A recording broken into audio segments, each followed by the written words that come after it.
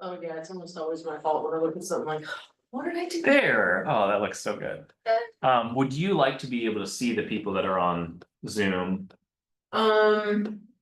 Yeah. They'll be able to hear you and I'll be able to see them, so I'll be, I don't know how many it'll be, You think? 5 maybe.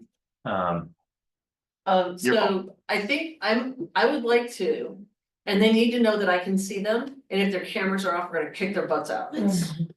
Cameras on?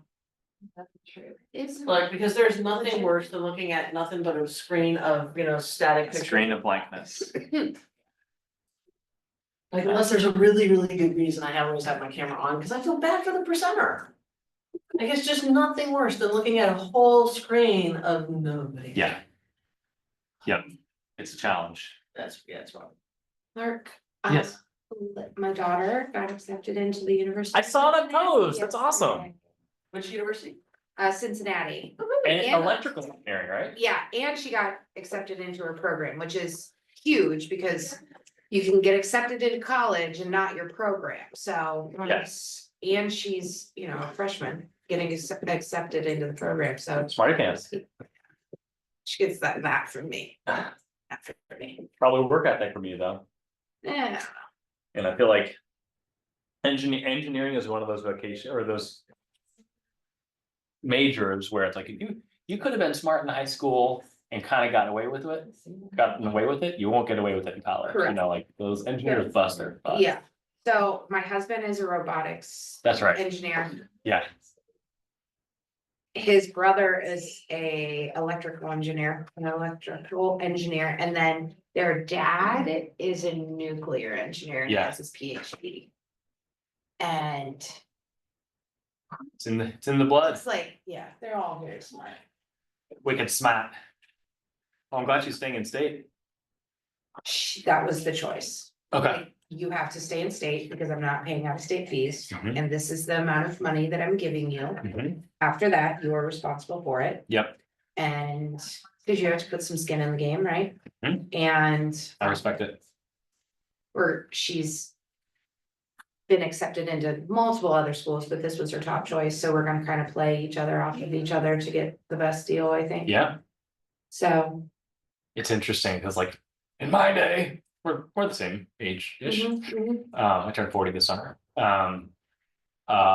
State school was like, oh, like that's very affordable. And I feel like at least the like 2 or 3 best state schools in any state are like, man, holy moly, that's a lot of money. Like it's no joke. And obviously scholarships help with that. Yeah, But I mean, we're talking probably 30 a year, I mean, maybe 35. I mean, that's ridiculous. yeah, my parents had a similar approach. They said, we'll pay, I think it was up to 2/3 of, well, I lived in Indiana at the time, 2/3 of what IU or Purdue are charging right now. We want you to stay within a 5-hour radius of home. And then they learned about Grove City College, which was like 7 hours, but like check all of their boxes. They're like, all right, 5 hours or Grove City. So my older sister and I both went to Grove City. Yeah. Because And we were rebels, but just okay. yeah, so, I mean, they have a certain amount of money for each one of them. She goes to Kent right now. She's. Hey, welcome. She's fully enrolled in Kent, but Okay. Even as a senior in high school. Yeah. And. So she'll have 20 or 30 hours. She'll done or have- something. She has 35 hours, yeah, so, That's like a years of work. I know, You're I certainly the gen ed side, yeah, okay? yeah, so she has all of her gen ed classes done. Good for her. And I said, if you stay at Kent, I would buy a duplex, you could live. Yeah. I can rent out the other rehousing. Mhm. Just.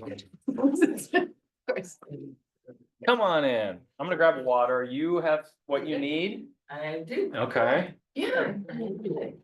We'll see. Good. So it's the women in this office that are learning based, huh? It would appear. Either that or that's all. How are you?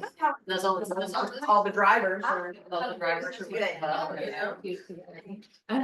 That's what it could be as well. These beach. A good peach, right? It's a very good. Sometimes it's like, she's a peach. He's a ripe peach. She's a real. Not a rotten peach. No, he's A good peach. no. You know what? He's just, the best part, he's from old generation, how they knew how to treat somebody. And it's like, that's why I wouldn't date for 7 years. I didn't date, Yeah. because I wouldn't play that game. Yeah. I'd rather be alone. Awesome. My That's husband awesome. slaps my wrist if I try to open a door. Yeah. Like literally, if I put my hand up, like in a nice way, but like Yeah. he will never let me open a door. That's ever. him. Yeah. Yeah. I'm like, I'm fully capable. I just know. was talking with young people about this yesterday, about respect. And how if you make respect the A nice- hub of your relationship and everything that you do is driven by that level of respect, you're golden. Unfortunately, when you're not taught respect, Okay, then it doesn't mean anything. right, Right. right. Well, that, open the door for you. So when my husband and I got married, I had a 2-year-old and he had a 13-year-old. Both boys. And so all through them growing up, if I wanted a glass of wine, he would send one of the boys or he would open a bottle of wine. So I was at my friend's house, just me and her, and she's like, hey, go open that bottle of wine. And I'm like, I don't know. Oh, my God. I never have to do it. Amazing.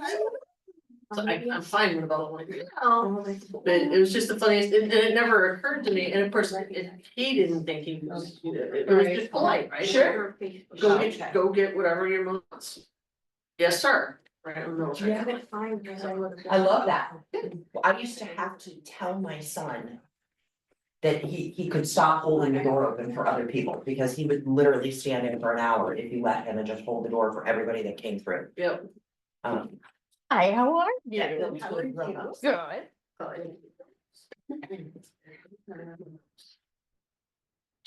That is one thing military life will do for you. Mhm. At 5 o'clock, they play taps, flag, if you're driving, you stop, when you're down at the station, you stop, you get out of your car and you get an attention. And so it's a. You can tell the military kids on the playground, they play the national anthem, they stop. Wow. You can tell military kids.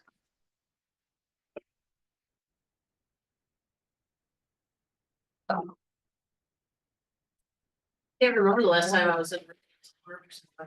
Oh, there we go. All right.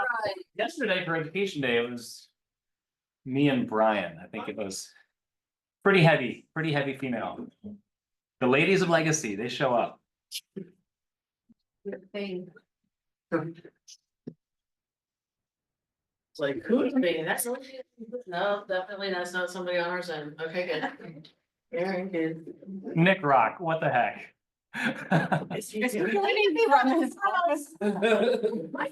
He's right over here. Is he in his office? I'd probably rather hang with all the ladies anyway. Right? Not going on. He's fun. He's multitasking. I can't hear you, you're muted. All right, he just hopped off, that's good. Alright. He was confused. He Now that was you like, shaved him. you better believe I'm gonna shame. It's what team leaders do, it's like, Oh, it's yeah. the job description, it's right there on page 2. Yeah, You're on your toes. that was the case. I'm I like, got no problem in calling people out, oh, okay, a little bit of this. doesn't bother me at all. Doesn't bother me. You wanna do an introduction or you want me to do it? You'll give it a I'll shot? tee it up and then I'll let you Okay. fill in the gaps. Alright, cool. I mean, it's 12 o'clock right now. It is 12 o'clock. It is 12 o'clock. We'll have a few others trickle in along the way. Thank you all for making time for being here today. Mastermind is one of those KW words that we use a lot. You've heard me say it before, but masterminding is not coming and listening to one person talk the whole time and just taking notes. Oh, dang, I'm leaving then. Who's made me believe? Masterminding is comings with the knowledge that I know something and I don't know something, and I'm excited to serve and help in both of those directions. So that comes through a question or that comes through. There he is. And our skill ratio just went up. Yeah. Alright. There is no sneaking in here. You should have done like a virtual background. You're allowed. No, it's out. I know what that is. As soon as I logged in, I thought that too. That's a huge mistake. So I do this with you guys sometimes, but having a fresh voice and a far smarter voice goes a long way. I met Pam virtually, I guess 15 months ago, when she came on as a new team leader, and I realized very quickly, she's new to this role at this particular office, but she's worn this hat at lots of different roles, lots of different places. London, Virginia, San Antonio, what am I forgetting? The entire DC Metro, Okay, Yeah. right. anywhere around DC Metro, one of those places I probably had something to do somewhere. She I helps. was general manager for 7 KW market centers. in Yes, DC. that's right. So she's, you name it, as far as KW leadership, she's seen it.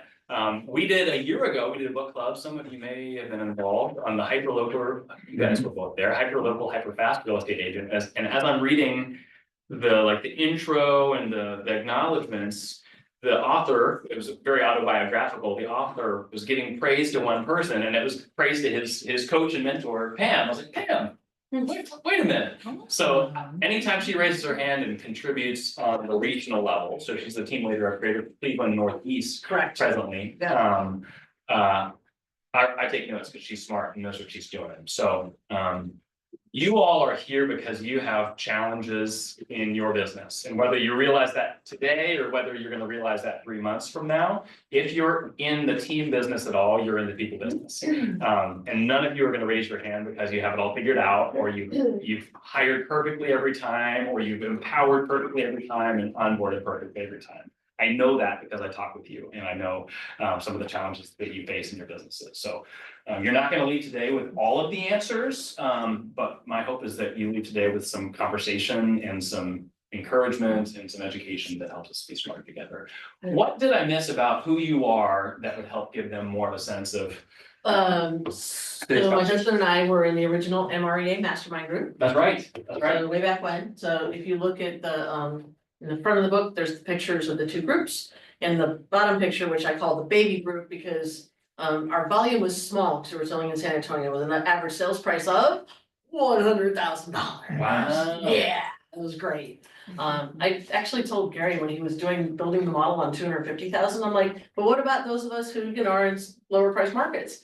And so in true Gary Keller fashion, he's like, you've got 2 choices. I'm like, yeah, what? He's like, work harder or move. Yeah, so for anybody who's been told that Gary Keller is a nice person, you've been lied to.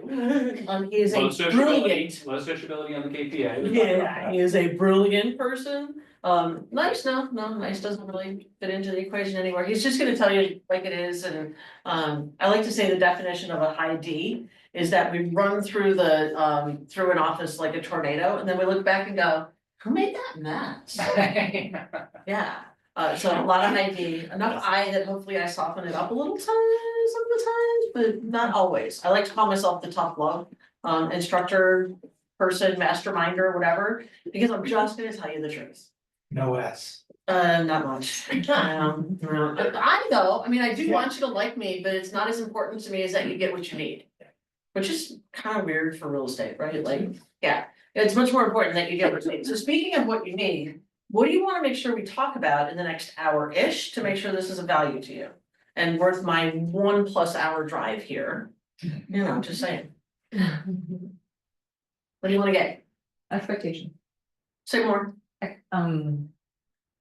Meeting their expectations and mine as well. I meet in the middle. So how do you clarify expectations? Okay, that's a cool one.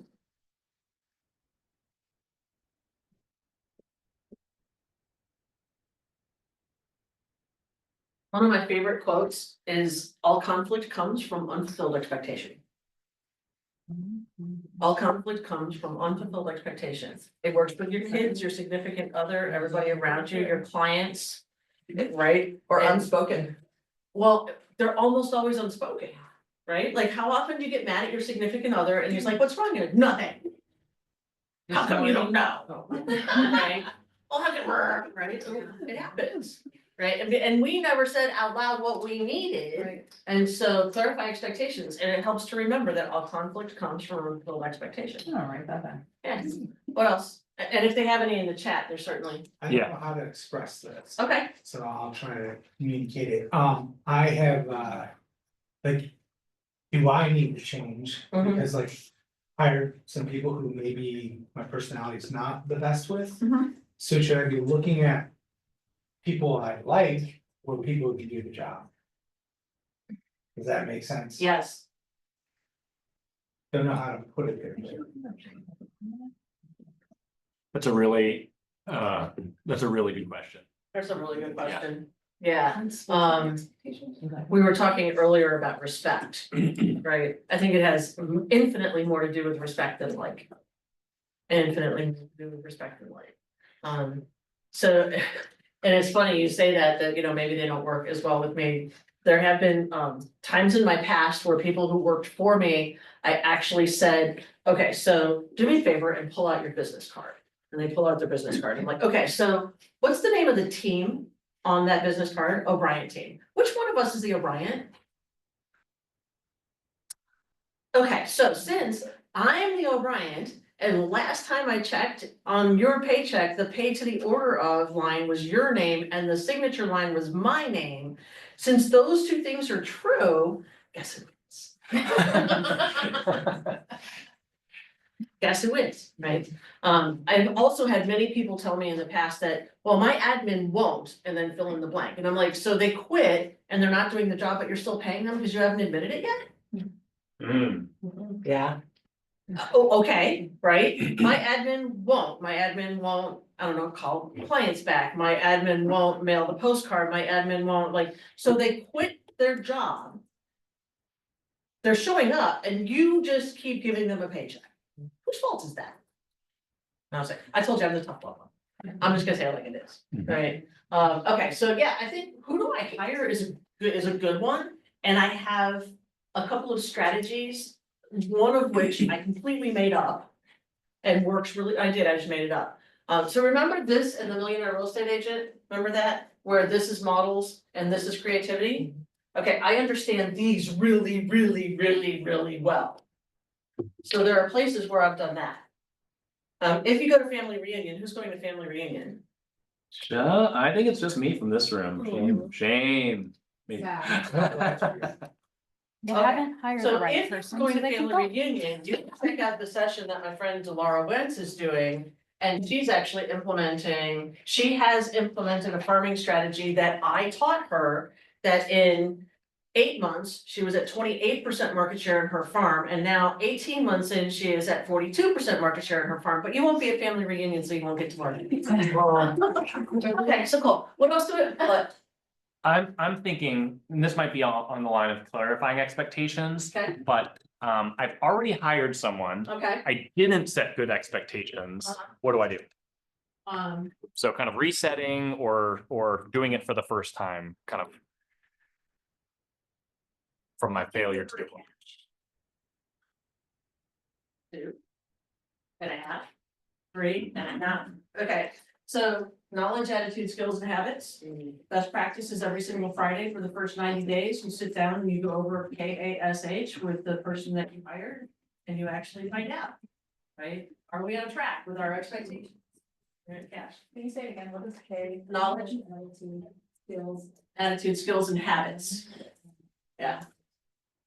If there's a KW tool that that I am not real familiar with, it's pretty good. Mhm. It's a, So I think it's gonna probably go underneath the who to hire, but also recruiting tactics.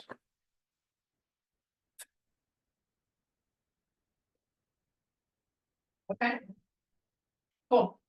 My biggest fault so far with the hiring experience is seeing potential in someone that I thought was there.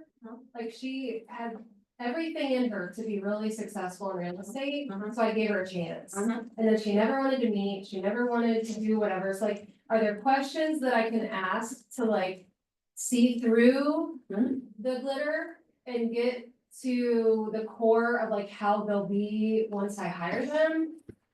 Like, because I really saw potential in her and she fell flat on her face. So. I don't know. I'm gonna think, potential versus actual. Right, so just a really quick thing, my brother actually is a commercial real estate agent. And has been for 25 years, and he's gone through trying to find people who will do commercial. And when he finally got down to like, he would give them a 30-day trial, and then he would give them a, 10-day trial, and then he would give them a 3-day trial, and now he gives them a 30-minute trial, and here's what it is. Here's this list of 50 people, call all of these people and say, hey, I'm with X real estate company, and I would like to set a time for you to talk to the owner about blah, blah, blah, and if you can't do that, then thanks, don't get your license, because it's gonna be a waste of your time. Right. Right, like, I honestly think that before we let anybody sign up and get a real estate license, we ought to say, okay, cool, give me your phone. Now pick a random name, like anybody in your contacts, just pick I'm gonna pick a random name and I'm gonna hit dial and you're gonna talk to them and say, hey, I'm thinking about getting my real estate license. When I do, how likely are you to work with me? And if that makes you wanna go throw up, don't spend the money. Right. Sorry. I love it. It's just the way I love it, yeah. Well, I mean, if you can't do that. Someone you know. Right, exactly, they're in your phone, it's Right. somebody that you presumably talk to. Right. And you have some sort of relationship with, and all you're saying is, if I get my real estate license on a scale of 1 to 10, how likely are you to work with me? And do that to 20 people. And if the, answer is below 8 on average, don't do it.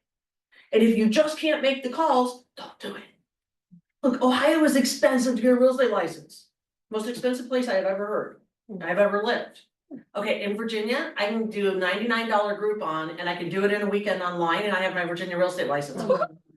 Yeah. Wow. Get licensed. Holy moly, I'm moving. Look, I'll even do reciprocity. Work harder, move. 3 hours of fair housing and you can have your DC license. There you go. That's when I saw. Yeah, right, like, so it's hard and expensive here. So shouldn't we just like give people something like, make your life easy, make your life easy, right? If you can't call 20 people, please don't get your license. Yeah, just don't do it, just don't do it. Okay, so potential versus actual is a really good one, I have some thoughts about how you do that. What else? So we need to give them tasks and see if they complete it. So depending on which role we're talking about, right? I think it depends on which role we're talking about. So. That look familiar to anybody? Yep, what is that? That is a team model. That is level 4. Part 1. Level 4, part 1. It actually has a thing over here that I actually don't care about. And I don't, I don't, and I don't think we need it in most markets. So if we have you here, and we have your lead admin here, and we have a TC here, and a showing partner, because I don't like the word assistant for anything, because an assistant sits and says, what do you want me to do? Mhm. And I'd be happy to sit here until you tell me what you would like me to do. Oh, did you want something? Sure, I'll get to that in just a second, my nails are wet. No? Okay, well, so stop hiring assistants. Mm. And treating them like assistants. How about a showing partner, right? So here's my first question for you. Is, when this is a reality in your world. So if this were the reality in your world, where it was you, an admin, a TC, and a showing partner, how many transactions could you do yourself? Because my favorite part of this is that it's about 62% profit, baby. How many transactions could you do? A lot, 100. How many? 100? Probably. Most people I talk to say that it's somewhere between 4 and 10 a month. Right, depending on how listing heavy, right? Mhm. And yet, you know where I see you guys spending all your time? Buyer's agents. Mhm. Who would a buyer's agent? Why? Why do you want a buyer's agent? Now you have to give at least half the money to, and by the way, you have no value proposition for them, so they're gonna want more than half of the money. Because you don't have this in place. This is your value proposition, y'all. Oh, you'd like to grow a team? Great, this is your value proposition. If you don't have this, you don't have a value proposition. That's interesting. How would you pay a showing partner then 10%. 10%? Like if it closes, they're taking 10%. Yep, 10%. Now, could you pay them hourly? Sure, you can pay them hourly. But you know what? They didn't like that house. What else do you want me to show them? Oh, they didn't like that house either. What else do you want me to show them? They didn't like that house either. What else do you want me to show them? They didn't like that one either. No, they really didn't. No. Do you have anything else for me to show? No? Okay. right? Yeah, they're not outcome oriented. They're not outcome oriented, right? So, one of my good friends in Maryland, what she's done is she has an agent in the office who is on a $200 a month retainer. Basically, it's gas money, right? Yes. So she gets $200 a month as retainer, and Samantha gets first dibs when she has somebody who needs to be sold. Right, and then when it closes, she gets 10%. If they have such a great experience that they introduce the agent to somebody else before they go under contract, they get 15%. You're saying if the buyer brings If the another buyer brings another buyer, Gotcha. right, or the buyer brings a seller, Oh, okay, yeah. right, buyer could have a friend who needs to sell, right, like whatever it is. Yes, so I love this, right, because I think we do really well with the economic model. We do okay with the lead gen model, and then we get to that budget model and we're like. Right, we just don't even wanna look at it. So. I love this because if I've got 10% here, right, and I've got 30% for my expenses. And this will all fit, right, because I should be 10 to 14% of my GCI should go towards salaries and compensation. I've got my lead gen costs of 10%, I can easily be netting 62% profit. Please name any other business where I can do 62% profit that's legal, ethical, and moral. Yeah. Mhm. Right? So this is the part I think that we mess up first. Is we don't build out this infrastructure. And even if we do, we are certainly not clear on the value proposition. Yeah. What is the value that somebody gets for being on your team? So when I teach business planning, everybody's mad at me by the end of the day. And it's okay, because I'll literally, there's no buyer's agents in the room, and so I can't really point anybody out, but I'll say to buyer's agents, okay, hold on a minute. You get 50% of the money for 0% of the risk. Mhm. You want more than 50% of the money for 0% of the risk. Please explain that to me. Cause I'm not clear. Mhm. I don't get it. So this person's taking all of the risk, and if they do the most amazing job, like the people that we bring up on stage go, you're amazing, you're following the model perfectly, maybe they're making 40%. Most of them aren't. Mhm. Right? But you think you should get more than 50%? Explain to me why. So nobody likes me by the end of the day. But then I'll say to the lead agents, okay, lead agents, do you have this in place? No? If you're not listing 4 houses a month, I'm sorry, but you don't need a buyer's agent. Don't. Maybe showing partner, but you don't need a buyer's agent. All right, I'm gonna stop talking for a minute. So now that I've scared everybody, they're like, oh my God. So let me ask you this, on showing partner, is that somebody who's exclusive to your team or that literally you just use as a partner outside of it? You have enough buyers that you could make them exclusive. Okay. If you do, great. If you don't, great. Hey, Mark, here's who you're looking for. I know you guys do KPA, but you're gonna say exactly this to Mark. You're gonna go, hey, Mark, who was the last person that came in and was like, I love HGTV, I love HGTV, I wanna be a real estate agent. Yeah. Go find that person, and that's your showing partner. Mhm. But if you don't have a system for them to follow, your client's gonna be unhappy, and they're gonna be unhappy, and you're gonna be unhappy. Yeah. Yeah, you have to have a system. What's the system? What's the process they're gonna follow? I'm almost afraid to ask this question, What's because I the- know what you're. Is that your question? Yeah. Which one? What's the system? Oh, for showing? Well, see, the simplest thing?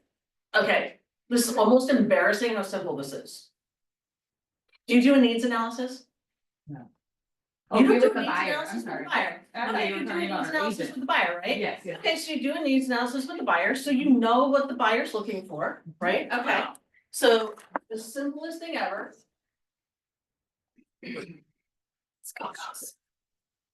So you got, what are the things that are important to them in the house? Right, you did a needs analysis, so the primary bedroom has to be whatever, the kitchen has to be able to entertain. I'm really interested in the garage because I collect whatevers. I gotta have room in the yard for a garden, and What else was it? There might not be any needs analysis thing, but that works for all. And so then we set it up, and you're like, okay, look, I can't go with you this time, right, to go work with these houses because I have a prior commitment, and I told you that I would never let you miss out on a house because I had a prior appointment. So I have a partner who is trained and is gonna show the property for you, and here's what we're gonna do. These are the things that we're gonna evaluate. Now, because there's listening devices in most houses these days, we're not gonna say any numbers out loud. But every house that we go to, we're gonna give each of these things a rating on a scale of 1 to 5. So you said the primary bedroom was really important to you. Okay, so we're gonna go stand in the primary bedroom, we're gonna look if there's a bathroom that goes with that. And we're gonna, okay, is this it? And then you're gonna write down a number between 1 and 5. We're not gonna say it out loud, right? Then we're gonna go to the kitchen, because the kitchen is important. Scale of 1 to 5, write down a number. If we get to 20 or greater, we're gonna stop looking at houses and go write an offer. Isn't that silly? Silly, simple, and it works. It works. I wish I could say I made this up, but I stole it from somebody shamelessly. Okay, I stole it from my friend Pat, okay? Yeah, right. We believe in this company in R&D, rip off and duplicate. Right? We do. We say it out loud all over the place, but it's the simplest thing. And it makes it really clear for them. Right? Oh, that house got to 22. That's the house. Let's go write an offer. And now you don't have any question.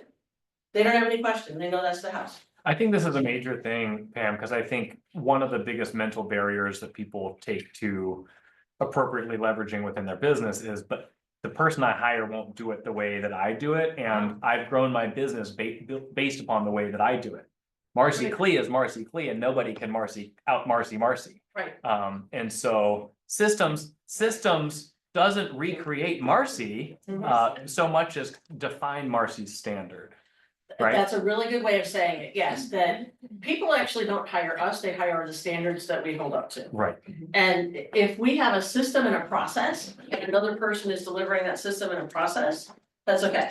And look, I understand, because I like to say, I'm not a control freak. I am. No, as long as I'm in control, I never freak. Right? And so what you need is somebody who is better at that thing than you are. I know. Right. I have a question about your model. Sure, Okay, this one. I feel like lately, well, in the last few years, like every house has issues, like major fix-it stuff. And so Okay. I'm meeting the contractors, I'm pointing things out. I don't know, it's just like, it takes so much of my time. Mhm. So which person there does it? If it were me, yes, I would have probably this person doing it. Admin? They're allowed, Well, what, are they allowed not licensed?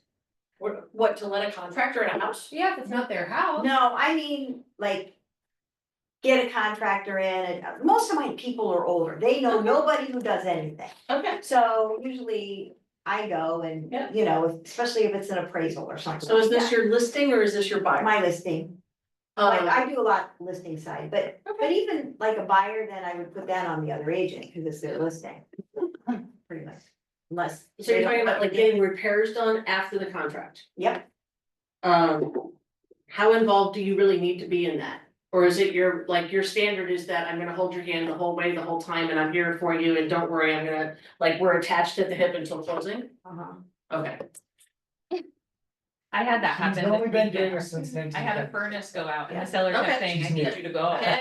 She's like, I got my license originally in 1981, so I'm right there with It's you, called, okay? like, old dogs and new tricks. I don't know that it has to be. Yeah, No. I So I know, think you can still deliver that. right, I don't know, I've never practiced in Ohio, I'll just say that out loud, right? I do know that if I wanna send a contractor a house that I have the listing on, right. and I have permission from the seller, I can totally send my admin in most states that I have worked in.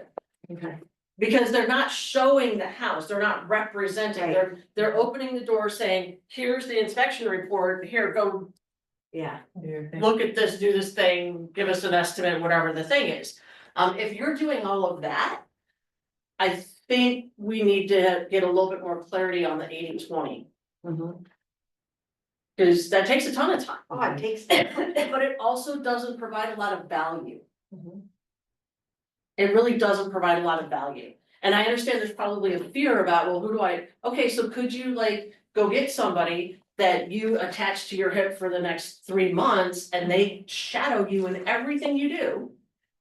And say, okay, now you've been watching me for 2 months, for the next month, I'm gonna watch you. And you do it, show me that you heard and understood all the things that I do. You've explored that model. I am, but it's like sometimes. They don't like. Well, yeah, this is what they said, they kind of this, they Oh, kind wait, of did you have that. somebody attached to your hip for 3 months where they watched you for 2 months and then you watched them for 1 month? No. Okay, so I think too often we sort of throw the job at them and go, hey, figure it out. Right. But how, you're not doing it the way I do it. Well, how do you do it? Yeah. How do you do it? Can I throw an objection? Yes, please. So I think every rainmaker in the room looks at that 62% profit, looks at the cleanliness of that model and says, boy, that sounds great. Okay, But Pam, uh-huh. most agents, they want their sign in the yard. They want some MLS credit. They want notoriety. For who? Which role are we talking about? The showing part? No, they love HGTV, they wanna show houses. Mhm. Okay, these are licensed, these are not necessarily licensed people. So if these are I'm- companies. If my team is a model that is not there, how do I reorient things in order So to you've move got that two direction? choices, blow it up and do it right. Mhm. Which is not necessarily a lot of fun, but it's probably on the way to happening anyways. Hmm. Wait, is there a nicer way to say that? I mean, it's like, seriously, it's probably on its way to happening anyways, like, if you're not following this model, then it's probably on its way to happening anyways. And if what I hear you saying, Mark, is that, wait, I'm gonna bring in buyer's agents who I'm also gonna let list? What's your value proposition? Mhm. And how much of the money are you giving them? And does that fit in the model at all? What? I am really confused. Mhm. Like, I don't understand, like, that question doesn't make any sense to me. Okay, so you made a mess. Well, you can sit down with the people in your role and go, look, I'm sorry. I made a mistake. I messed up. There's a model I should have followed and I didn't, and here's what we're gonna do, that by June, we're gonna be on the model. And here's what that means for you. Is that your pay is gonna go down, but your value is gonna go up. And if that doesn't work, I totally understand, because basically I'm changing the game on you. And that's okay.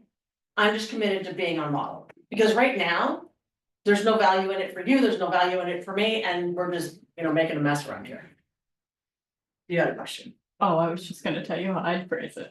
How you say it? I'm really good at nice phrasing. Oh, okay, well, I'm not. I need to have you as my backup plan. We need to reset expectations before they reset themselves. Oh, see, that's perfect. We need to reset expectations before they reset themselves. Yeah, cool. I only got the first part of that sentence out last week, so. Oh. That, the second part's the hard part. Second part's the good one. And then I the like that. reset hard before it part. happens. Because that could be ugly for everybody. The So reset's reset now, or, the reset later. yeah, I Yeah, like that. I mean, the reality of it is, Come find me. if you are not on that model now, so. I suspect what I'm hearing is something like you've got you, and then you've got a bunch of sort of just agents. Mhm. That are doing stuff, and there's probably a mess here, if anything, Sure. maybe nothing here, That happens. yeah, Yeah. Maybe, yeah, okay, Most, sometimes. yeah. okay. On there just for fun. Okay. So there's two admin, okay, Just a random number. we like spending. So. These people are getting how much of the commission? 50. 50. Okay, so we'll call that 50, which means what's left is over here, is 50. What does the budget model say we can pay for cost of sales? 3%. So the model says we can spend 30. We're spending 50. And then we're gonna have our expenses over here, that the model says we can spend 30% on expenses, but most people aren't running that lean. Most people I know are running somewhere around 38 to 42. So you're taking all the risk and doing all the work for somewhere around like 8 to 5% or something. It's a model that doesn't work. So I was consulting with a guy in Florida. Team in Florida, he's out of production. Okay, he's out of production. He's paying his buyer's agents, who also list 50-50. So 50% of the money right out the door. His expenses are running 45%. Not even cost, okay. 50% cost of sale, 40% expense. He's taking 100% of the risk. 40% of the money. Now, let's reset expectations before they reset themselves. She laughed. Oh, she's like, we all looked, all eyes on her. I know, right? But it's just, there's a reason there are the models. There's a reason there are the models. This isn't where I was, like, we went to lunch, we talked about what we were gonna talk about, this wasn't it. It's improv. This wasn't it, right? Like, we just started down this road and this is where we headed up. I think it's valuable to go back and really think about what is my value proposition to the consumer, to the people on my team? Yes. What's my value proposition to the consumer, to the people on my team? And have 100% clarity on that. That you can say, look, here's my value proposition. I'm going to help you generate business from the people that you already know, and I have overflow from the people that I already know. And I'm gonna make sure that you don't have to do any of the marketing, any of the transaction coordination, any of the things, right? Because all that's paid for, all that's part of the value proposition of the team. I'm gonna make sure that you have systems and standards and best practices and you know exactly how to do your job the best way possible. And you get all of that value for half the money. And I would take it a step further, many of us are clear, oh yeah, leads and leverage, and we speak in concepts, but the Right. team that I first started on when I got in. It was, hey, in your first year with us, you can expect 80% of your business to come from the team. And here's what we're doing. It wasn't just, here's an expectation, but here's what we're doing, here's the sources, and here's the leverage that you have. It was a, we'll show you how, not just a trust me, Right. we've got a good thing going. Yeah. Um, So I had a great conversation with a very good friend of mine who runs a $120 million Remax team. And we were sort of digging in a little bit on her expenses and P&L and team structures and stuff, because I'm ridiculously nosy and I care about her and I wanna know she's doing it right, right? So she was talking to me about her guy Nick. And her guy Nick is a really great converter, right? Like, people love him, they buy, like, they meet him, they fall in love, they buy a house like the next week, it's great. And I said, okay, so what does Nick get paid? She goes, well, he's on, 50% for this, and then he goes to 65% for that, but if it's somebody from his sphere, he gets 75%. I went, cool, okay. Last time we looked at your P&L, you were running 38% expenses. Anybody see a problem here? And losing money on that. It's okay. Yeah, so once he closes these. Yeah. So I've got 100 minus 65 is 35 minus 38. okay, negative 3%. And if it's a 75%. And she was like. But we don't think that way. Well, I'm already paying the bills, and so why can't I give him 75% of that deal? Because every deal costs you 38%. Every deal, every single deal costs you 38%. It doesn't matter if it came in early in the year or late in the year or early in the month or late in the month, it still costs you 38%. So as I'm looking at this, seeing some of this, I'm also thinking, okay, it's like, it's hard sometimes to attract some people because there are others out there who are doing that model. Sure. And so then they're like, well, I'll go here because I get more of the money. Mhm. So it's almost better to stay than just stick it out as you are to be profitable, rather than going to the next model. If you can't find that person to meet a successful model, then you wait till you do. So if we can do 100 transactions a year with nothing but a showing partner. How many people in your market do over 100 a year? teams, Uh-huh, 5, 6 in okay, this market. okay, so 5 or 6 people might have that problem. But honestly, if you get the right person, somebody's gonna grow up into that role and they're gonna see the value that you provide. Yeah, they're gonna see the value. You're saying no to buyer agents, that was your first thing when you were up there, there's this thing over here, but. Why do you? Most of us don't need that. Most of us don't need that. Honestly, I think we get the buyer's agent because we think we're somehow supposed to. And make it, like, it sounds sexy. 100%. Every podcast I've ever listened to is get an admin, get a buyer's agent, so you can free up your time to go do more listings. Yeah. So that was always the model that I was, Yeah, and see, about 5 years ago, we realized that we don't need a buyer's agent, you need a showing partner. yeah, now it's changing, but it's Yep. hard to give value, show the value to a showing partner where all you're going to do is show how. So to push back on that, lots of agents are looking for stability in this market. And a showing partner isn't getting a big piece of the pie, but they're getting a piece of it. You know, many more bite, they're getting a bite of many more pieces of pie. So, yeah, Um, let me just run some numbers for a second. great, Average total commission of a deal here. 5,700. Okay. I'll so- say 6,000, make it easy on you. Thank you. Okay, so they're gonna get $600 I per was closing. thinking 3,500. What are you selling? Like, Hi, Okay, so call it $600 a closing. Okay, maybe it's $550, right, if you wanna know, but still, 600 is easier number and I don't have to ask somebody to get their calculator out for me. All right, if I were working with 2 or 3 agents in the market center, and hence I was doing, I don't know, 6 transactions a month, where all I'm doing is showing. Okay, so I'm gonna times that by 6. But if I'm just showing houses, how many hours am I working per week to show enough houses to get 6 per month under contract? That's not full time, right? Okay, so please tell me where I can go work doing just the fun thing and make $3,600 a month for doing the fun part.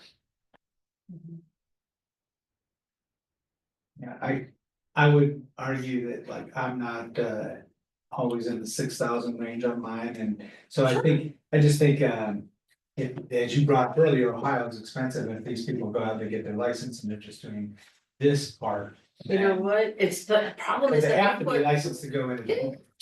but we put our value, Yeah, we put our values on them. yeah. So I was coaching somebody that worked on the line between Indiana, and Illinois.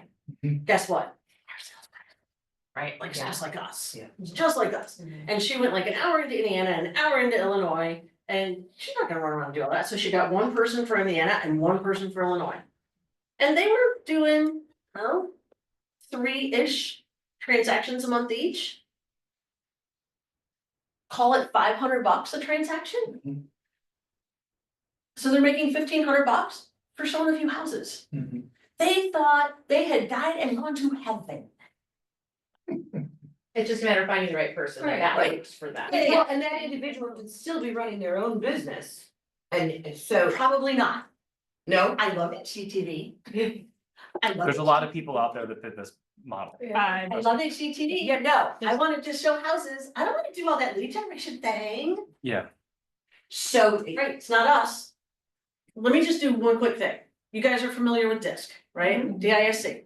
Real estate agents are what? I. Ds and Is. Okay, what percent of the population are Ds and Is? Of the American population? 24%. Huh? 20, it's 14. 14, Really? okay. Oh. 14% of the population are Ds and Is. So here's the deal, kids. There's lots of people in the world who like and are good at all the things we don't like and we're not good at. Yeah. But they don't live in our world. They live in this other world over there. And like, we sometimes even sort of disrespect that a little bit, right? Cause a showing agent would be what? on this? IS. Okay. Yes, yeah. IS. Okay. Yeah, no D. You don't want a D. Somebody actually called me once and said, I'm thinking about, asking your son to be my buyer's agent. I'm like, wait, my son is a mini me, but he's got a lot higher D. So you want him to own your team next year? Cool. That'd be a dumb move. Don't hire my son to be your buyer's agent because he'll just take over your team. Right? What are your thoughts on the showing agents and or buyer's agents, which I worry about all the time of, they're out making connections. Mhm. And it's probably a scarcity mindset from myself, but they're making these great connections. Feeling good. And yeah, unfortunately stealing business, future business down the road, or, hey, I didn't like that, this person showed me all these houses, we had this great relationship, and then now I'm thrown to you, like, what? So first of all, you didn't set appropriate expectations, if that's the way they feel. Mhm. Like, if your buyer feels like, oh, wait, we have this great relationship and now I'm thrown to this person. I want you, Ginger, I Are they want someone on your team. contacting the team leader or whatever to do the showing? So if we're doing the needs analysis, You're, we're setting up the houses for them to look at, and the showings, we're setting up the showings, everything but the physical. everything but the physical. Sure. Well, wait, remember, you got an admin to do all that. Yeah. Right, you got an admin to do all that. So let's, just in the interest of time. We need to get back on track. It's truly bringing in a door opener. Yeah. And that's the type of person that if you're doing a 30-minute interview When we're and ready. then who's to pick up the phone and call someone, that's your door opener. That could be a door opener. Can you take that one off, no, this one? That could be a total door opener. Yeah, and they're generally not making connections and great relationships. They're probably not, or maybe they're like, oh. But remember, they're not systematic, they're not organized, they don't think that way. They don't wanna call their friends and say, hey, what's going on in your world? Do you need any help? Right? Like, yeah. On Um, average. Are you showing properties and using the showing partner as a crutch, or is this? What kind of All the showings percentage? all the time. I would get them to be doing as many of the showings as often as I can and just set appropriate expectations. Because even in this market, I'm assuming that your market is like our Northeast Ohio, Cleveland market. In that if something comes on the market and it is a good price and, looks good, it's gonna sell yesterday. Mhm. Okay, I don't want you to miss that. I don't want you to miss that. What kind of attrition do you see with a showing partner? It depends on the relationship you get. Right? Like if you get the right person and the right behavioral style and the right role, they can be with you for years. Because they're just happy. Right? Like, we have income goals, they have income goals. Right? We have expectations, they have expectations. If somebody were to go find a job around here, where would they work? Like, if they don't have a college degree, if they're a high school graduate, they wanna go get a job, where are they gonna go work? Provia, And how much are they gonna make? $25 an hour starting. Okay, $25 an hour translates to what? About 52 grand. 52 grand. 52 grand, which comes out to. About 40. 4,000 and change a month. Yeah. Okay, for a 40-hour week. Okay, Maybe working third shift. maybe working third shift. Yeah. Yeah, we put our values and the way we look at the world on everybody else, because it's human nature, right? We're egocentric. What we are as a species. So when we go, wait, if I actually do the math and look at it from here. And we had somebody who was kind of good, right, and who will follow our system and our process. Yeah, but part of it is just getting the right people. So let's talk a second, if it's okay with you, about who do I hire and how? Would that be okay? Yeah. Okay, so the first step one of hiring. Clarity on the job description. You can download all of the job descriptions from Connect. And this is a showing partner, not a buyer's agent. Oh, right, yeah, you can get a showing partner one too. Or. Yeah, the admin, the transaction coordinator, I think they call the admin an EA, which makes me nuts because I don't want an assistant. I don't want an assistant, I want a director of operations who's gonna kick my butt. Yeah. Right, like, seriously, I would walk in the office in the morning and Kathy would say, okay, what receipts do you have from yesterday? No, what's in your back pocket? Okay, give me your car keys, cause I know it's filthy and I know you have a choice later this afternoon, I'm gonna go put gas in it, but okay. Who did you talk to yesterday that I don't know that you talked to? What promises did you make that I need to honor today? Okay, and by the way, here's your call list. No, get over there and go over and make your calls and I'm taking care of everything else and then give me the notes. And by the way, you have to be back here because I have a 2 o'clock appointment coming in and they were referred by Pat, and that's Pat's fourth referral already this year. So I already called your husband, we're doing a dinner party at your house. Cool, great, okay. Oh, and tomorrow's the day we go over last month's financials and results. Open houses aren't getting the same results they used to, so we need to dig into that tomorrow. So I've cleared your calendar, you're not allowed to talk to anybody during that time. Got it? Good, go call. I want two of those people. Did you talk to mine? That sounds just like her. Yeah, Tiffany is that person, yeah. So Yeah. that's it, Yeah. right? But when we look to hire, what happens is that we're afraid to find and pay for that person, Mhm. right? Because that feels scary, right? And so we do, right? No, okay, so this was Kathy, and Kathy was part-time with me. She had been working for a very high-powered attorney. Her son hit second grade, was diagnosed with dyslexia. She wanted to be there when the bus got, dropped him off at 2:30, and the attorney said no. And I said, yes, but I can only pay you $2,000. That's San Antonio in the 90s, okay, so, 4,000 or more, maybe a little bit more than that here, okay, for part-time. And everybody in my office thought I was out of my bleeping mind. They're like, what are you doing? We're real estate agents, we don't pay top dollar. We look for the cheapest help we can find and then get mad and frustrated when they mess up. It's what we do. No? Say that again. Right, it's what we do. And I heard this in a career visioning class. They said, what if you hired somebody for $80,000 a year? Every day you'd be going, can I fire you today? Dang, you're worth it. Can I fire you today? You're still worth it. Fine. Right? But that's what happens. But instead, we get somebody and they're not very good. And then we're like, we want to pay them actually, we'll look into that, right? And we put up with, we tolerate. One of the bold laws, we teach people how to Think, treat us. I'll treat you. Mhm. We teach people how to treat us. And so we just teach those people in our world that it's okay, they don't have to actually do it well or right, because we're paying them garbage, and so they can behave like that. It's okay, right? But if we looked for somebody amazing, we're much more apt to do more work, right? And people always say the same thing when I tell that story. They're like, oh, it's one of those. Yeah. We have to, one, be willing to do the work to find them, and two, you have to be willing to pay them. I don't wanna take us down the road. Okay, so I'm gonna give you a couple of processes that might help.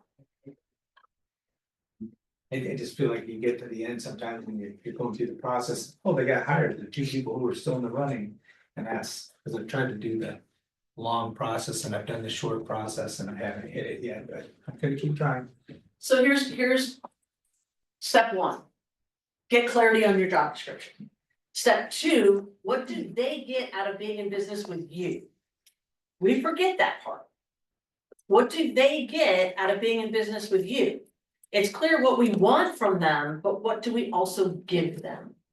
Okay, even an admin role, right? What are we gonna give them? We're gonna give them a new worldview. We're gonna give them bold and maybe career visioning and how to think like an entrepreneur, right? Like, we're gonna change their worldview, quantum leap, family reunion.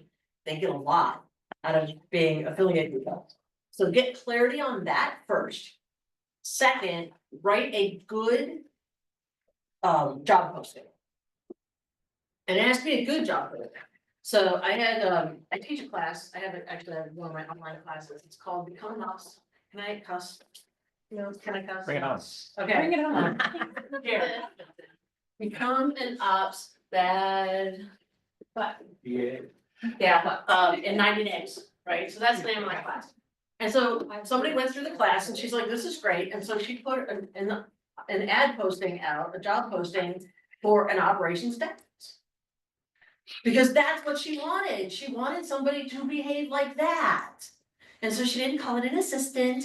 She didn't call it an admin. She said, I'm looking for an operations. Yeah. Yes. Right? And I think just having clarity and like the quality of the people who applied, because some people were turned off. Well, that's cool. She cusses. If they're gonna be offended by her cussing, then they shouldn't work together. Right? Okay. Like barely cussing, but whatever. Baby word. I know. But I'm master faculty. If I say it out loud, I can get kicked out.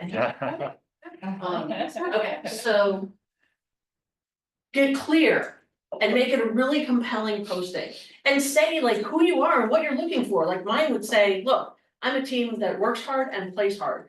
And we want to make sure that we are meeting the needs of the families that are affiliated with our group and have a lot of fun along the way. Because that's important to me. You know, every Friday afternoon, we stopped and had a team meeting, and if it was a good week, then it was ice cream, and if it was a bad week, it was adult beverages. Sounds like a win-win. Exactly, you can't lose in that scenario, right? But it was a time for us to build team and behave like a team, so get clarity on that. Then second, cast a wide net. Yeah. Cast a wide net. Like location, Well, Physical indeed, colleges around here, job boards, got it. you know, can you go to the career center, right? Wide net with a automatic filter. Wide net, automatic filter. I like Indeed. What I like about Indeed a lot is I can create automations in Indeed. Automations are our friend, right? The definition of leverage is spending money to buy back your time. Well, an automation is leverage because it's buying back my time. Okay, so this is the first question. I ask every single applicant. What specifically attracted you to this position? What specifically attracted you to this position? Because I want to know, can you actually write a sentence? And this is an automation. Like, this is your The triggered automation goes, triggered if question. you applied, boom, can you spell? Right? Yeah. Can you spell? Yeah. Can you spell? I literally have had people say, oh, it's part-time, or oh, it's remote. I'm like, okay, cool, thank you. Not interested. Right, so the first question is, what specifically attracted you to this position? Because I wanna know what that is, right? Like, I'm hiring for another company that I've got. And the mission statement of that company is for real estate agents and their clients to fall in love with real estate again. And so that was in the job posting. And if they didn't reference that, I didn't interview them. Because if that's not something that like hits you as important, then I'm not, you don't know. Right, like if that's your passion, then cool, we can probably talk.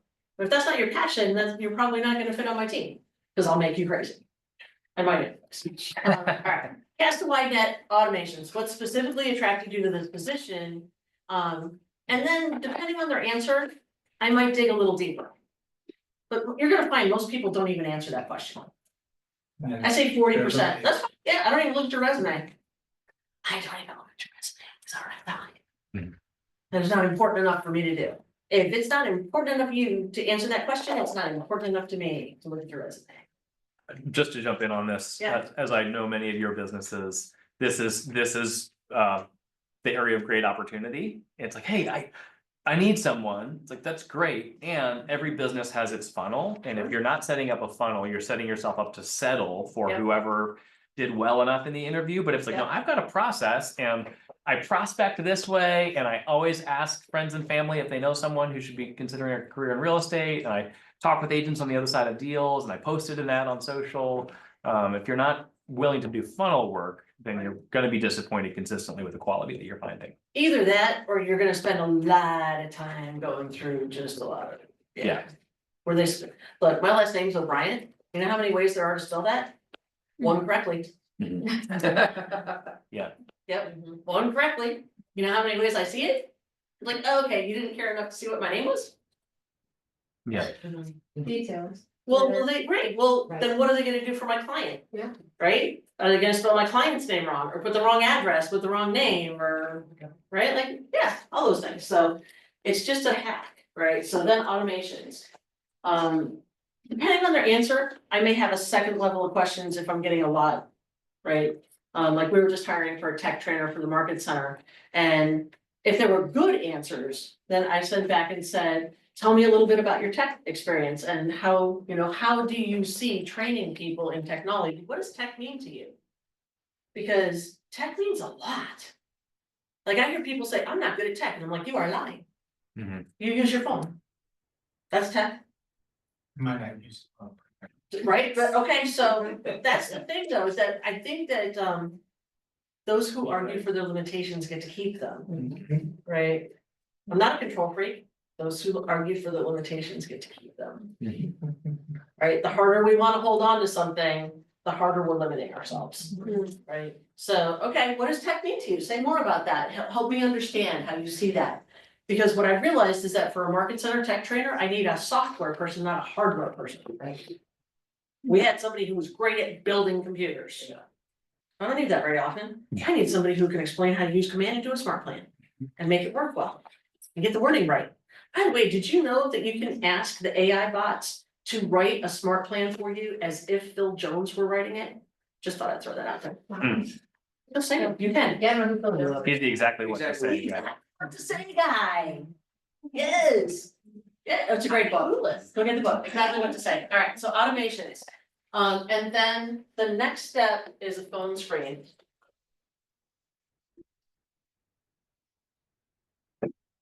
And I wanna do between 10 and 25 of them, if at all possible. If at all possible. If I don't have good enough candidates, I go back out and recast the net. I'm gonna recast the net rather than so. But I wanna get 10 to 25 phone screens, and the phone screen sounds like this. Wait. The acronym is WAIT. The W stands for work. But here's the question. And the question, the wording on this question actually matters. If I could gift you a magic wand and create the perfect job for yourself, what would you be doing all week? If I could gift you a magic wand and create the perfect job for you, what would you be doing all week? That's on the phone, not. That's the phone screen. Before I get to KPA. Because if you do a KPA, you must validate that KPA, and how long does that take? Long time. Long time. Even if you do a crappy job at it, it takes an hour. Ask me how long. Yeah. Yeah, so the W is work. If I give you a magic wand and you created the perfect job, what would you be doing all week? And don't let them off the hook. What are you looking for in their answer then? Well, what's the role? So give me an example of a role. What role would An you admin. have? An admin. You know what? I love when there's this. EA, okay. No, BAA. VA? B. B. Buyer's agent? Badass. Oh, the VA, that word, yes. Yes, well, I would have done ops boss, but that was taken and trademarked already, so I had to go the other direction. It's not my fault. Talk to Christy. I would ask things like, I would wanna hear things like, I love when there's a system and a process. Give me a checklist and I'm the happiest person ever. I love making things more efficient and more effective. I wanna know that if I wanna look for ways that I can save money for the organization. I wanna look for ways that can make happier clients at the end. My favorite thing is to open a drawer and see things advertised. None of those things are true of me. Yeah. Just saying. Actually, that's not true. I really love a good system because my D is happy when I'm efficient and effective, right? So work, right? You're looking for answers. I literally had somebody say I'd be at the beach. And I'm like, then go apply to be a lifeguard, but you ain't working here. Like, that's where my head went, like, I'll go count sand on the beach. Okay, Like, if somebody would ask me that, like, Yeah. my magic wand job okay, would not be working anywhere. okay. Then we're probably not a fit. Right, Then we're probably not a fit. but if you're in the mindset of being interviewed for a job, I don't think I would say anything. If you wanna hear. Well, and that's part of the reason we don't give them too many details about the job ahead of time, right? Yeah. So I wanna hear, like, tell me what your perfect work world looks like, and I'm specific, your perfect work world. Yeah. Look, if you wanna go count sand on the weekend, way cool, man. Sure, alright, but what do you wanna get paid to do? Oh, maybe somebody will pay you to count sand, but that won't be me, Yeah. alright, that'll be fine.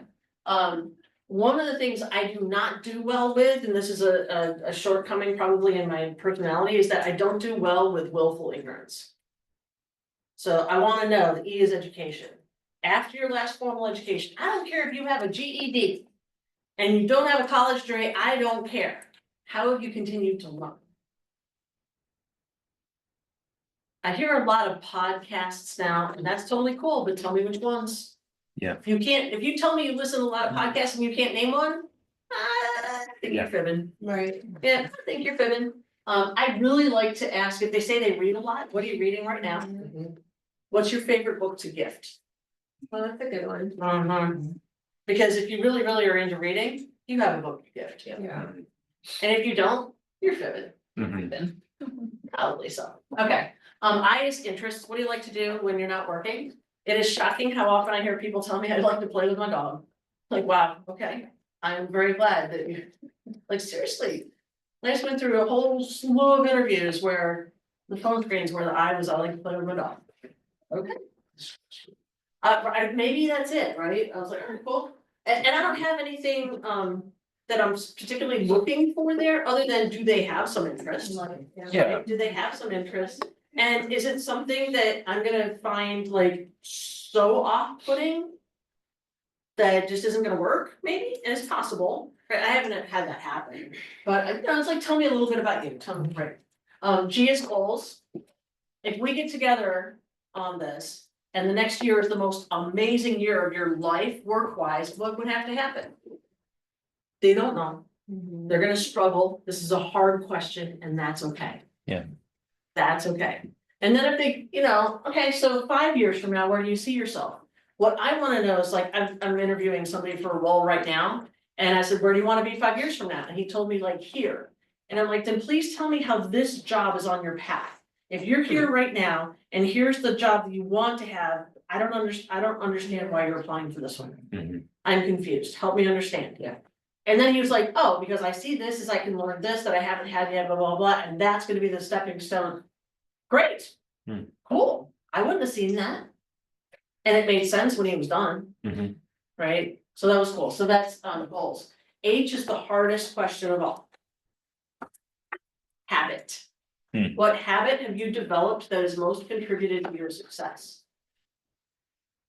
Good question. I didn't say I was nice, I just said I had a good system. Maybe I hang around with Gary too much.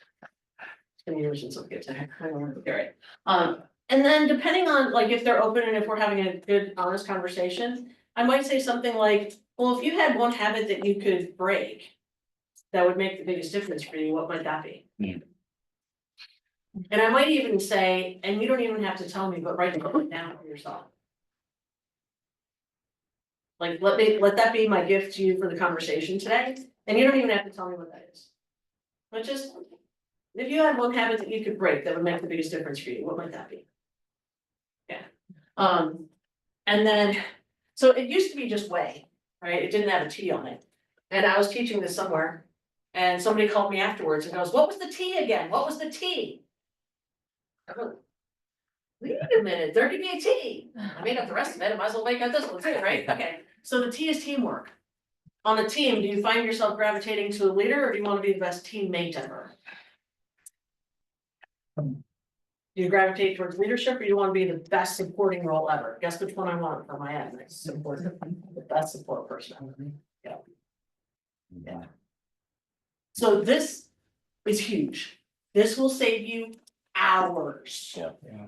Hours and hours and hours. Then, Money. so much money. Yeah, then if that looks like a good fit, okay, then go ahead and do the KPI. Right, then go ahead and do the KPI. So say it doesn't work out. Thanks for your phone call. Yeah, I'll be in touch. Or a good fit for me. so generally what I'll say is some. Knows what she's saying. Or when you know. Yeah, so if this is not going particularly well, I might not even go all the way through. Yeah. Right, I might just say, thank you so much for your time and I really appreciate it. I wanted to at least have an initial conversation. I do have a couple other candidates that have more of the exact experience I've been looking for. If those don't work out, do I have your permission to stay in touch with you if something else opens up? And almost always they'll say yeah. That's good. Yeah. You're not telling them that you've got an acronym that you're trying to fill out. So I've got 6 letters. We only got through the week. Yeah. Now it's hurtful. I'm not. That's an eye coming out. But you suck, so. You guys are all grown-ups and you're all successful business people. And so I can be brutally honest with you. And I can just tell you the truth because if I stop peddling it, I hurt you and I don't want to do that. Whereas a candidate, if they're just not the right fit, they didn't do anything wrong. And it may not even be that there was something inherently wrong with the answers, it's just like this, right? Like this just isn't, and I might go a little different direction. Often if it's not going well, I might stop right about here and say, what questions do you have for me? What questions do you have for me? And if the answer is I don't have any, I'm definitely done. Yeah. I'm definitely done. Occasionally I'll start with, what research did you do about us before we got on this call? And if the answer is none, it's definitely not going through the whole thing. Yeah, That seems like a self-evident thing to say, Pam, but I think it's an easy thing for us to skip over. Hey, let me tell you about opportunity. Yeah. How's that sound? And I think all too often when we're hiring to our teams, we find ourselves more in the trying to attract them role than in the discernment role. yes. And both are necessary, but asking what questions do you have for me? And I do this, I'm talking with agents and prospective agents all the time. If someone doesn't have questions for me, Mhm. I can tell what type of agent they're gonna be. Yeah.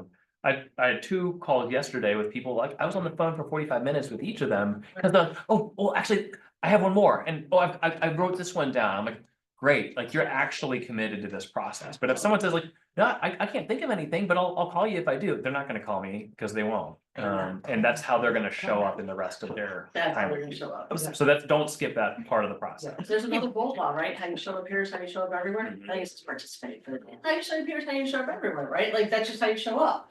So like this one thing, I promise will save you time, money and heartache. I promise will save you time, money and heartache. Yeah, and it'll help you with that, I see all this potential, I see all this potential.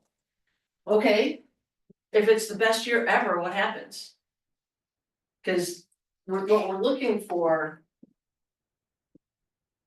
is right now, we're in some sort of present, right? Where are we at the moment? And there's a negative available to that present. There's a negative future and a positive future. You didn't hire me for my handwriting, okay? Yeah, I got great grades in school, except handwriting, we had handwriting classes. One of the things that you wanna do when you're talking to somebody prospective to be on your team, a buyer's agent, I would think in particular, is what's going on in your present? Where are you right now? You could change one thing, what would that be?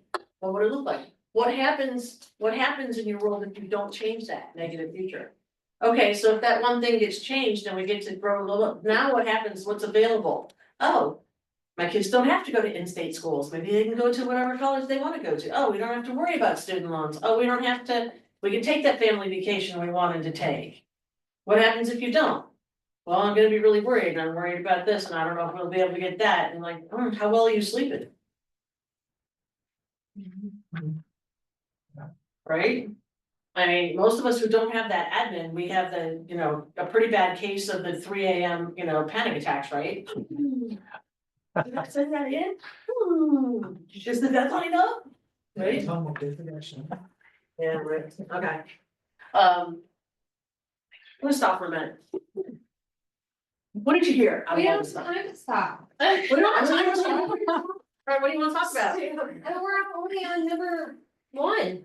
Well, no, well, how do I No. hire, cash, recruiting, cast a wide net, talk to everybody all the time, but have a value proposition. I feel like you guys gonna follow your whole. So much more value to share. Legacy's hiring, Pam, in case you're curious. I feel like it's another job, right? So you gotta show houses and sell houses, but you also have like this team now that you're responsible for, and you have to do like, how am I gonna inspire them? How am I gonna motivate them? That's exactly what I just wrote down. We have coaching calls every week, and every week I feel such pressure to come with new fresh ideas, to keep them motivated, keep them educated. So I made myself do a 5-question, we ask the same 5 questions, but that gets really old, and I'm like, oh, okay. What's their why? Right. What's their why? We started this year for my team, what's a personal goal, what's a professional goal? I wanna do everything I can to help you achieve those goals and hold you accountable. Okay, here you go. People have no idea what their big why is, right? They have no idea. I teach rooms, I'll be in front of a 2,000 person room family reunion. Not this year, I only get 192 capacity room because I'm doing an admin class, like I'm gonna be having ops. Right, okay, well, those people are gonna be like, I'm like, oh, this is kind of fun, this is right up my alley, I like this. Anyways, I have literally been in front of a room with 2,000 people and said, okay, big why, let's talk about big why, you know what happens? All of a sudden, really important things are on their phone. Mhm. Nobody, right? Because I say big why and you guys go, oh. And it feels scary and I don't know how to access it and it just, I don't. Okay, so you wanna know how you figure out your big why? What do you do with your team? Write down these words. When I am wildly successful in real estate. When I am wildly successful in real estate. Sounds like Jason Abrams. Yeah, something he would say. He definitely doesn't say the rest of this, cause I made this one up, so. Wildly is his favorite adverb. Oh, okay. No, I've been saying wildly for a long time and I doubt he's heard me say it. I have spoken to him in the past, but, so number one, what do I get? So when I'm wildly successful in real estate, what do I get? And you get to define wildly successful. What does it mean to you? Might mean something different to you to me. What do you get? And I'm gonna tell you that for most people you talk to, it's an emotion, it's not a thing. It's gonna be satisfaction or freedom or vindication, that nasty old lexicon thought I'd never succeed. Right, okay, so one, what do I get? Two, what does your family get? Mhm. What's your family get? And be really clear, what does your family get when you're wildly successful? Right, are you guys gonna go buy that summer house? Maybe you're gonna send everybody on a cruise, that would be me, you guys are going on a cruise. I people all day, I don't need any more people thinking, right? But my husband just said, you think we could take the QE too? I'm like, wait, what? What? Sure, it's actually like cheaper than business class flight, I'm like, oh, I'm not sure where that came from, but okay. Great. I don't like ships particularly. I definitely don't like little ships, though I've done that for him. Third question, what does your community get? Hmm. So what do you get? What does your family get? What does your community get?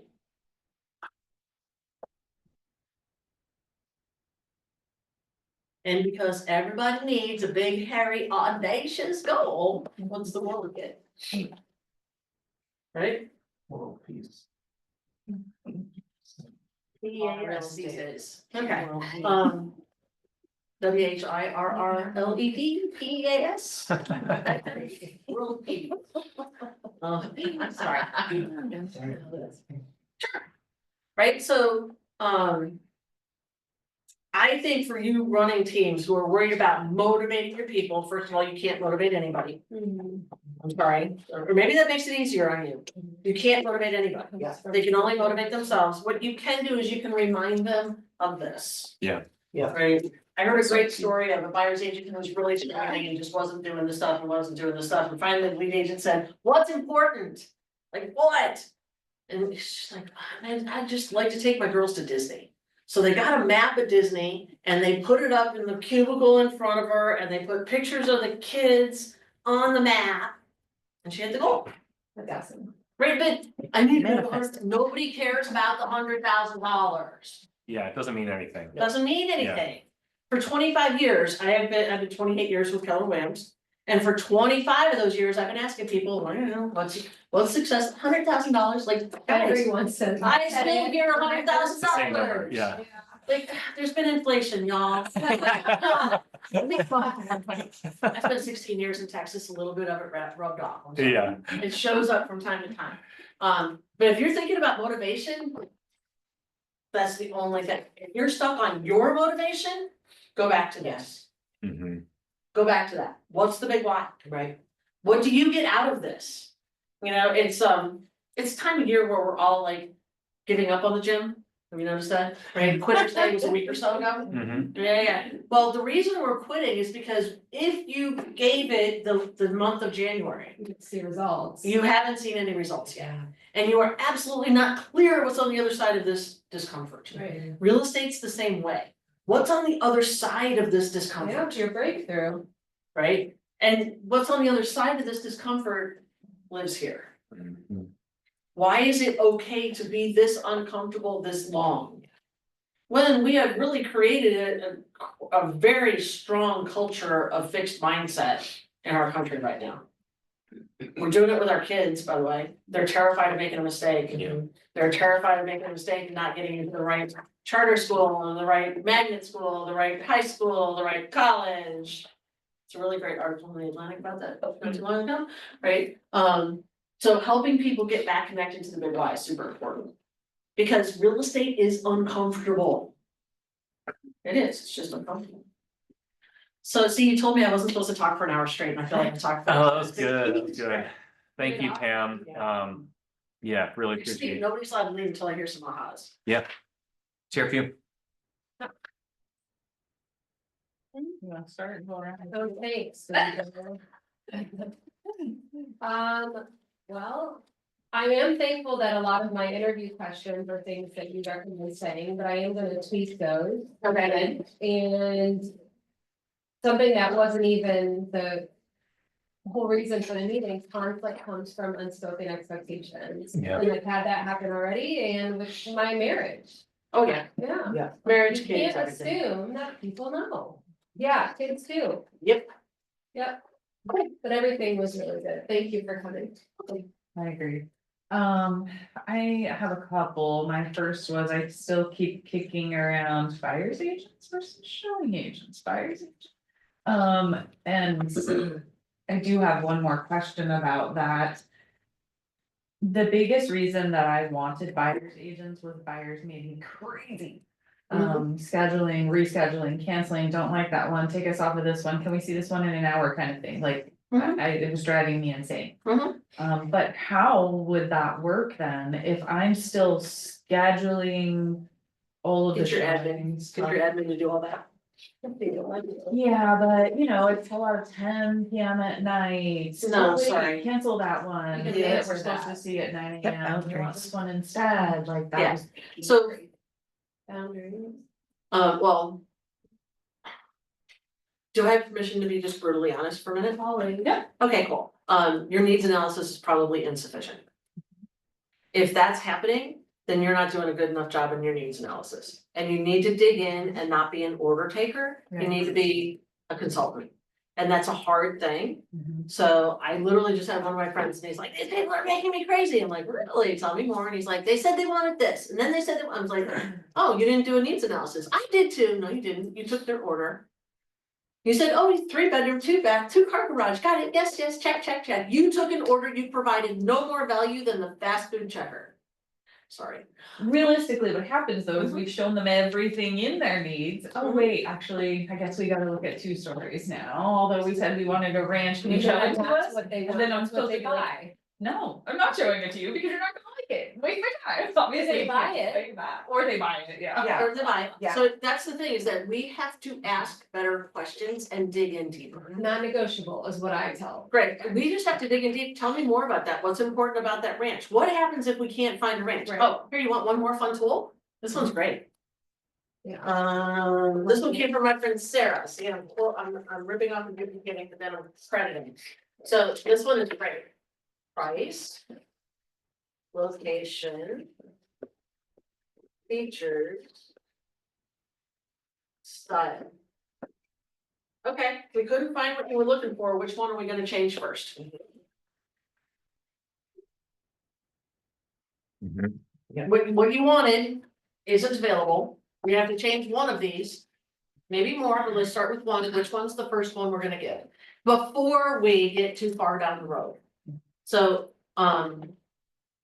if I ever write another keynote, the title is gonna be, It's All Your Fault, and that's a good thing.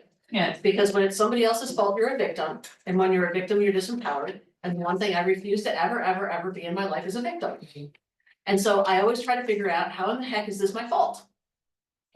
Even if, it doesn't matter if it can be or isn't or whatever, like, okay, what can I do differently? Because I refuse to be disempowered by X. Right? And so what I realized is that when I have more powerful conversations and I ask better questions, that happens to me way less often. So sorry.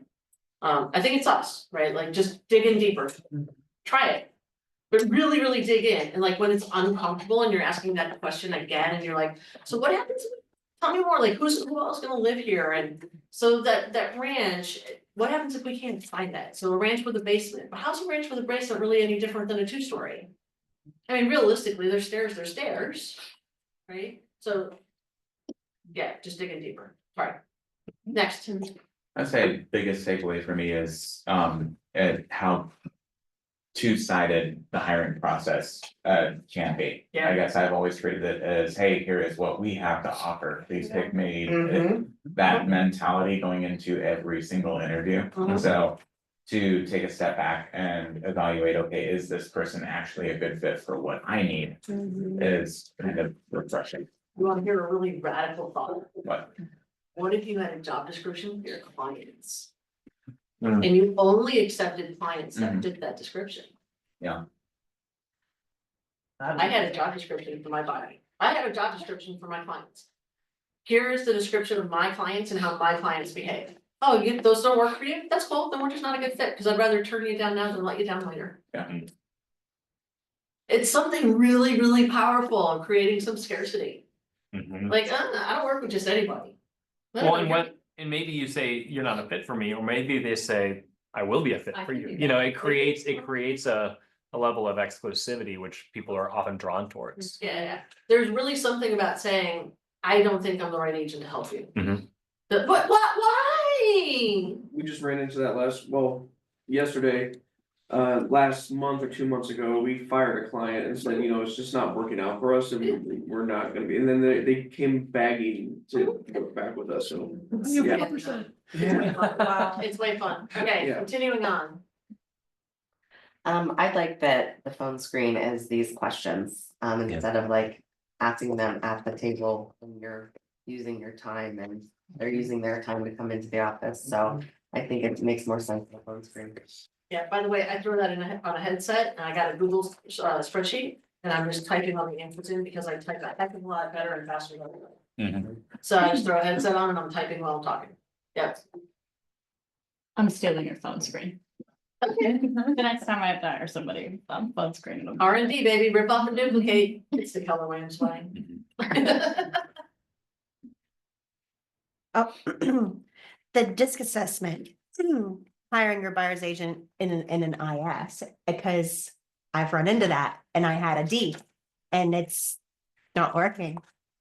Mhm. So like, cause we're both strong personalities. And they want to be and- correct. Yeah, so that was my aha moment. I'm like, aha, it's just the wrong person. I really am that smart that I'm more than happy to pull out your business card. Whose team's name's on that? Which one was it? Oh, yeah, that's me. Okay, good. We're done now? Thought so. Oh, Pam. Look, my son came into me one day, so my son worked for me. My son came into me one day, may I borrow your notebook a second? Of course. Okay, so he literally comes into me and he's like, here. And I'm like, what? And he said, well, here. And I said, well, hold on a second. At which point he got scared because like he knows me, right? And he's like, okay. And I said, well, are you giving it to me or are you asking a question? And he said, what's the difference? And I said, well, if you're asking a question, you're gonna ask me a specific question and you're gonna go back into your office and you're gonna deal with that. If you're giving it to me, you're gonna go leave it on my desk, go back in your office, pack up and go home because you don't work here anymore.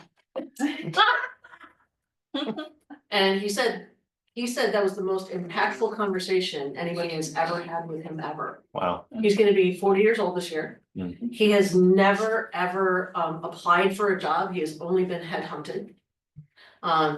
He consistently makes well into the 200s a year for working at home in his pajamas. Wow. Uh-huh. And he said that was the most impactful thing. I never hand back a problem to anybody. Mhm. But it would have been really easy as for mom to show up and go, oh, yeah, baby, what's wrong? I can help with that. What do you Right. need? And I'm like, if you give that to me, then you gave me back your job. And if I'm doing your job, I get your paycheck. Cool, as long as we're clear. Yep. It's so good. I think takeaway for me is the importance of having two value propositions. Yeah. What we provide to our clients and what we provide to the people in our world. Yep. Get the people on chat to give some ahas too. Yeah. Zoomers, feel free to jump in with your chats or your ahas on the chat. As we continue around. Yes, Tara. Mine was reevaluating the needs analysis. So we're not looking at every cheap house in the middle of Canton, Right. you know, so once we figure out this is not acceptable, Mhm. then we can check it off and just move on. Or if we find something that has a higher score, just say, at this point, this is your best option. Yeah. So just This is your reevaluate. best option, Mhm. yeah. And here's the cost of waiting. Mhm. Right, I mean, we all have seen the numbers, if you're looking at, if you're watching the Keller Williams YouTube channel where we do the monthly updates with Ruben Gonzalez, right? He shows you, the exact cost of waiting, you can calculate that. Mhm. Here's the cost of waiting, here's what it cost you by not buying 2 years ago when we started this conversation. Right, this house would have cost you X, today it's costing you Y, in 2 more years, what's it gonna cost? Maybe we should act today. Yeah, and it's not manipulating them into doing something, it's actually acting in their best interest because it's in their best interest to buy. And not to wait, like I just want to be clear, like I don't believe in manipulating into people doing things that's not in their best interest, it's in their best interest to buy now. So prior to real estate, my role was sales manager, bring in the sharks and just, you have to have that mindset and. It was wrapping my head around that, you know, a showing assistant, or showing partner, not everyone in the world has the same expectations you have, and it's okay to bring in somebody that's right for that role, if that's what makes them happy. Exactly. Yeah, beautiful, thank you. Mine was the showing partner, the systems, creating those systems for that role. And then just ask better questions, I think is a huge one. Yeah. That's good. So I have two, other than what everyone said, I think this was super beneficial, but I didn't know that on Connect there was job descriptions, so that's something really good to look at. And you inadvertently connected my old world with my new world. When you said be an order taker, because I used to be a sales manager for a food distributor. So my boss used to say, stop going in and being an order taker, you know, you need to show value. So it kind of just did a little extra correlation. So I appreciate it. It's a pleasure. Yeah. So much. I love the WAIT acronym. That's great. So it's like so easy to remember because you can get off into the weeds so fast when you're talking to somebody. My past life in the corporate world was in HR hiring and so forth. And I had mystified this process and said it's gonna be so different, and it really is. No, it's It not. really isn't.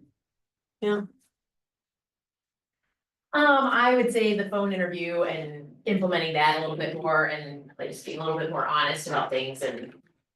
Not dragging things out when it's clear that it's not a good idea to keep going, yeah. Yeah. And even, I think even with that hiring process and like bring them in the office and see what they can do and let's not. You know, drag this out. Yeah, it is hard, like I act like I'm, you know, total doesn't matter. I feel bad, right, like I had a kid at the front desk when I was a team leader. And the one thing that my MCA really cared about was punctuality. Like you just gotta freaking be there on time. And this kid was walking in the door like 2 or 3 minutes late and then hanging up his coat and then blah, blah, blah. And he'd finally get around and turning on the phones 15 or 20 minutes late. And she had conversations with him and she did a beautiful job of here's the job description, here's the standard we expect, here's the way you're behaving right now, here's the gap, what's the plan for action? Like she did all that. And then so finally she calls me in. Like I had a conversation with him, and the very next day he was late. And so I looked at him and I said, I am so sorry you decided to quit this morning. Yeah. I what? I said, I'm just really sorry you decided to quit this morning. Well, I didn't. I'm like, you did. We've gone through this, and you made a choice this morning to not get up in time to be here on time. That was a choice that you made, and I'm really sorry about that, but here's your letter of resignation. You can just sign it and we'll pay until the end of the week. Now, I felt really bad. He cried. I felt even worse about that. You probably shouldn't Facebook friend me if you work for me, just saying. He didn't learn the lesson. No, I don't think he's learned the lesson yet. And it's been 10 years and I think he still hasn't learned the lesson. Right? He still can't keep a job. And so I'll say it like, oh, it's no big deal. I feel bad. I do. And I feel, because I can see this kid and I know that, you know, it's gonna be hard for him and, you know, I would never say anything bad about him. I told him like, look, man, you just gotta figure out how to show up on time. It's important, especially when your boss tells you the one thing that's most important to me is get your butt here on time. Maybe you ought to do that. Do we have any ahas out of the chat? Stephanie says, wonderful job, Pam, really enjoyed listening. I'm thinking about the showing agent buyer agent conversation. Yes, way fun. Cool. Okay, if you guys ever need anything, I am super easy to find, PamOB@kw.com. Or PamO'Bryant.com or Pam@O'Bryant.com, virtual real estate trainer.